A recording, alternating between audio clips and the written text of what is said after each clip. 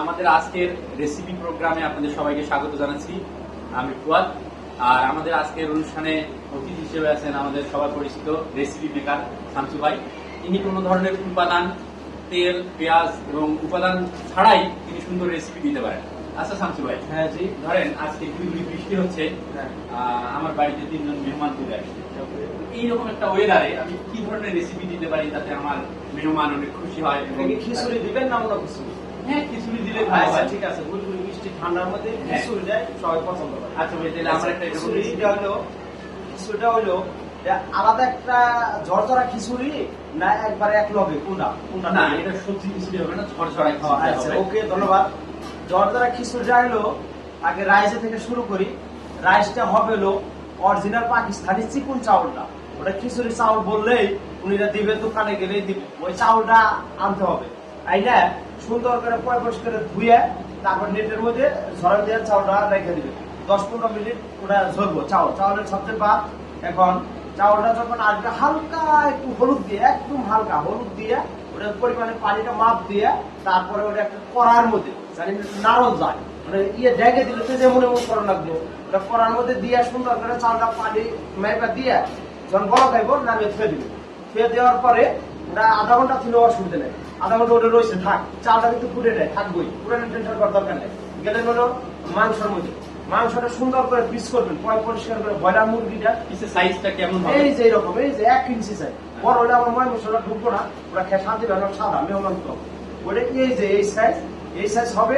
ওইটারে সুন্দর করে মানে ছাটি মাটি ফালিয়ে আমাদের গাজীপুর ভাষায় বলে ফ্রেশ যে মাংস, শরীর গুষ্টা যে। এখন বিষয়টা আছে, আমরা যে মুরগিটা নিব এটা চিনবো কেমনে যে এটা ভালো মুরগি না খারাপ মুরগি? পাকিস্তানি নেওয়া যাবে না, তারপরে আপনি লেয়ারও নেওয়া যাবে না। নিতে হবে ব্রয়লার, ওজন থাকতে 2.5 থেকে 3 কেজি ওজন থাকতে হবে। 1.5 কেজি ওজন ওটা ব্যবসা হবে, কাটলে মুখলে দিলে ফ্রেশ হয়ে যাবে। আর 2.5-3 কেজি ওজন ওটা বয়স ভালো আছে, মাংসটা টাইট আছে। ওটা 7 মাঠ ফাড়িয়ে দেয়, খালি ভালো ভালো শরীর মাংসটা নিয়ে ছোট ছোট পিস করে তারপরে পয়পস করে ধুয়ে ওটা নেটে জড়ান দেওয়া, পানি পড়ে গেছে। ময় মশলা আদা রসুন যে পরিমাণে খায়, হ্যাঁ মিডিয়াম সাইজ করে সবকিছু মিডিয়াম সিস্টেমে দিয়ে অরিজিনাল রূপসাদা তেল দেন, ঢাইলে দিয়ে তেলটা এমন পরিমাণ যেন বেশি হলে জানি কম না, অল্প করে দেওয়ার পরে ওর মধ্যে হালকা হলুদ, জিরা বাটা, আদা বাটা, রসুন বাটা, পেঁয়াজ বাটাটা একটু বেশি দেওয়া লাগবো। আদাটা বেশি দিলে কেউ মরিচের চাটা কম লাগবে।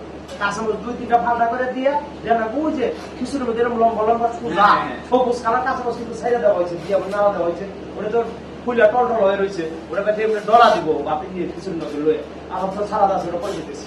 তারপরে আপনার বুঝতে হলে যখন মশলাটা লাল হয়ে যাবে, টক টক করে শব্দ হইব, ওটা মনে করেন করার মধ্যে টক টক করবো, ওটার একটা সাউন্ড হইব। সাউন্ড হওয়ার পরে তারপরে সাউন্ড হওয়ার পরে ওই আপনার ভুষটা বলকের মধ্যে নামিয়ে দিব। নামিয়ে দেওয়ার পরে ওইটা একটা সুন্দর করে খুসুম দিয়ে নাড়া দিতে হবে।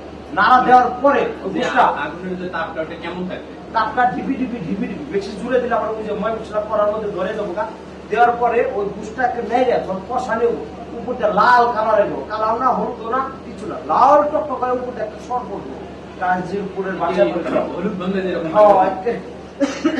টকটকা সর করার পরে হালকা করে নাড়া দিতে হবে। ওই নেক গুল আলু 2টা, গুল আলুর 4টা ফালটা করে ওটা দেওয়া লাগবে। মানে খালি ঘুষ দিলে ওটা ভালো হয় না, 2টা আলু দেওয়াটা খুবই ভালো না। দেওয়ার পরে ওই যে খিচুড়িটা যে ঝরঝরা হয়েছে, ওটা কষানি মাংসটা নামিয়ে হালকা জায়গায় রেখে ওই খিচুড়িটা আবার চুলার মধ্যে দিয়ে ঢিপি চাল দিয়ে ওটা একটু নাড়া দিতে হবে।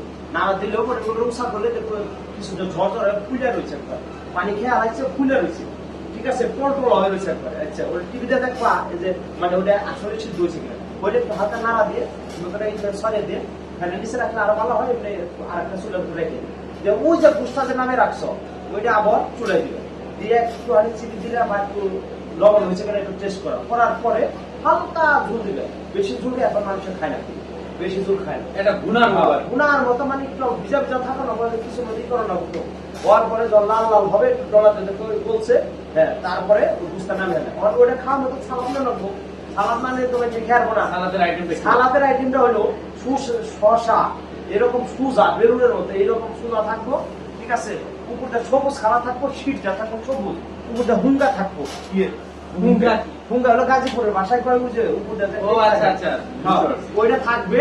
ওটা সুজা দেখে 1.5 কেজি শসা নিতে হবে, 4টা লেবু নিতে হবে। শশাটা একবার চিকুন করে চাক চাক শশা কিন্তু কামড়ে খান লাগবে, মজা লাগে। ঝুরি ঝুরি কাটবা শশাটা, গাজরটা ঝুরি ঝুরি করে কাটবা, একটা টমেটো ঝুরি ঝুরি করে কাটতে, তারপরে ওটার সাথে কাঁচামরিচ গুল করে করা দিবে, পেঁয়াজ ঝুরি ঝুরি করে, সাইজটা কি রকম? সাইজটা লম্বা সোজা একবার সবুজ কালার, পেঁপে হলেও না, ঠিক আছে, এরকম সোজা থাকতে হবে।